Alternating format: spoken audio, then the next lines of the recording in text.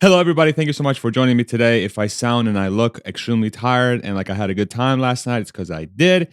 Because yesterday we just came back from Clive Bar. We hosted Tesla Investors Days pre and post coverage at the bar. So thank you all very much for coming out there. We had an amazing panel of very distinguished guests. Thank you, everybody who was part of that, both on the panel and that came live to Clive. I had a great time. I also haven't slept very much in the last 48 hours, but it's totally worth it.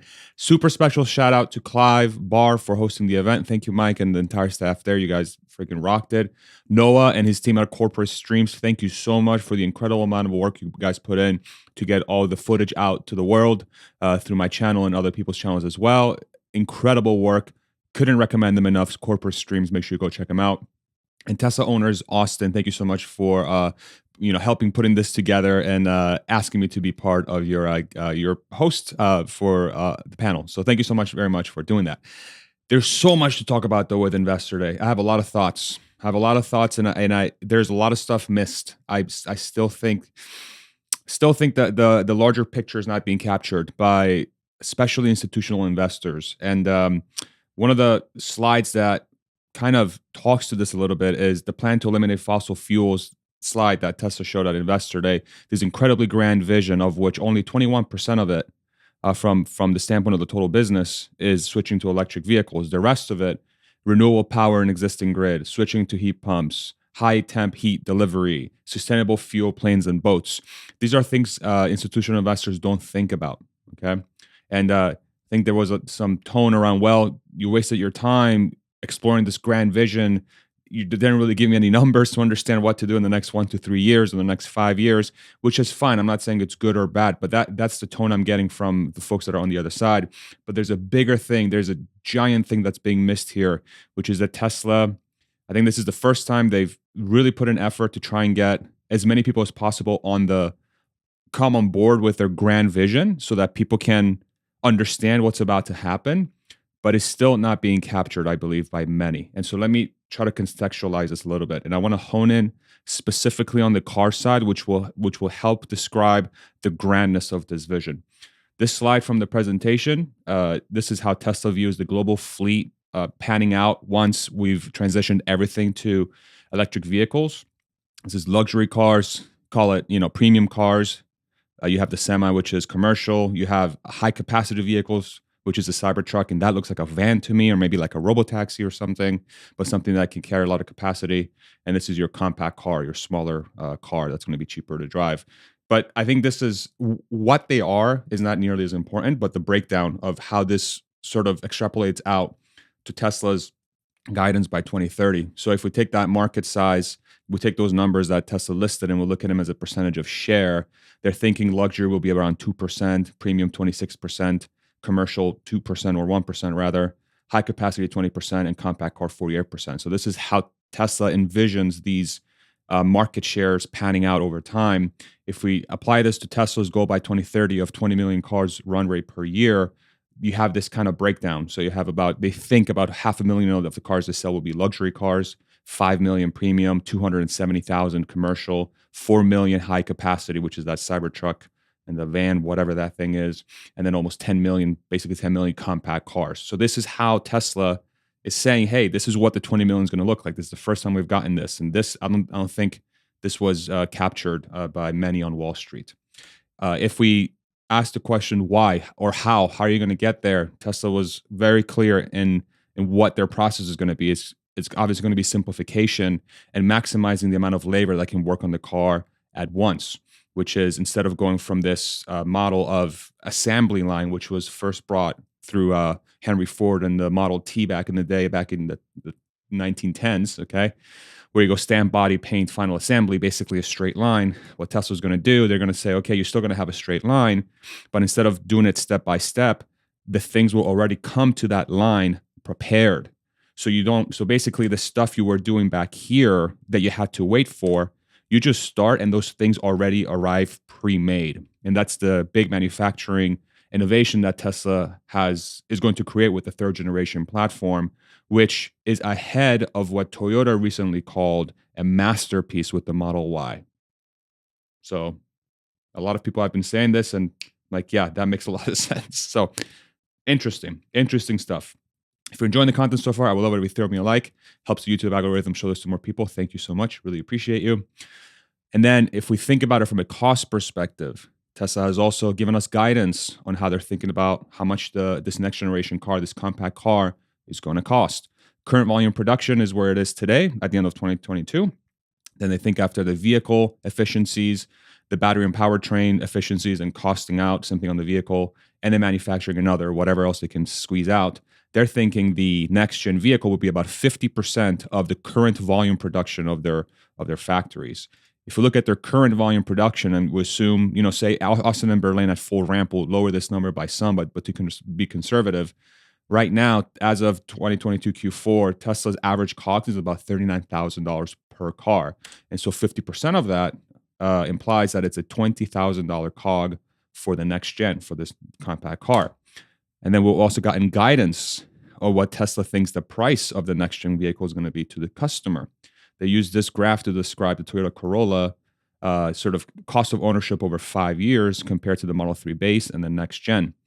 But what's very interesting about this graph is that we can take these two bars right here and extrapolate out how they're thinking about what the savings will be and correlate that to the price, the starting price of the vehicle. So if you assume each one of these equal segments is, say, 25, whatever that number is, so this is 25, I don't know, let's just assume it's $25,000. $25,000, $50,000, $75,000, $100,000, and then halfway between 100 and 125,000, that's 112,000, call it, right? Just assume it's 112. It's the percentage that I want you to focus on.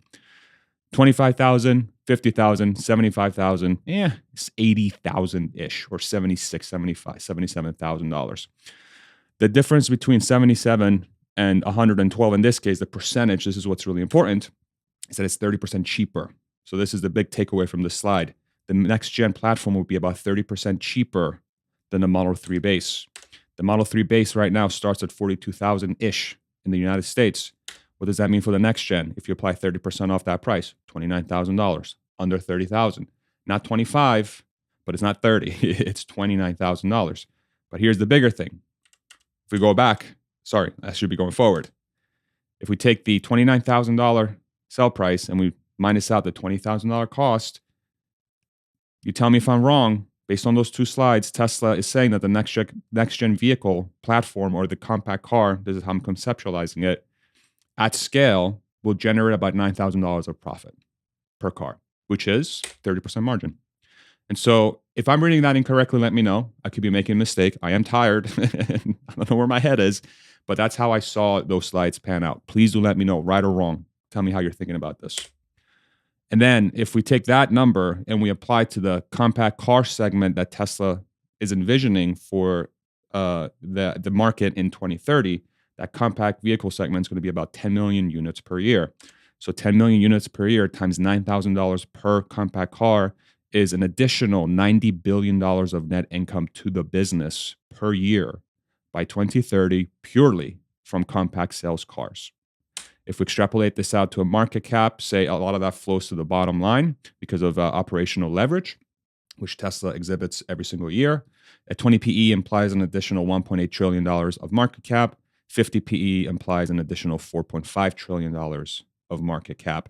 Not financial advice. I'm just doing a mathematical exercise. Let me know what you think of these numbers in the comment section below. I also want to give you a heads up that if you do want to become a member of this channel, just click on join or go in the description. You get access to additional content, and then you'll also be able to decide what I do with half of my earnings from my community forums on Friday, where the community decides where we throw this money. Charity, Starling for people in need, whatever. It's your call if you choose to support the channel. Thank you. Starting to get better slightly at these things. But again, go back to this slide. So electric vehicles within the Tesla master plan is 21% of their total grand vision, right? And the compact car is roughly 50% of their 2030 unit sales at 10 million units per year. So the compact car is 50% of 20% of Tesla's long-term goal, which basically means that 90% of Tesla, we still don't know how it's going to play out.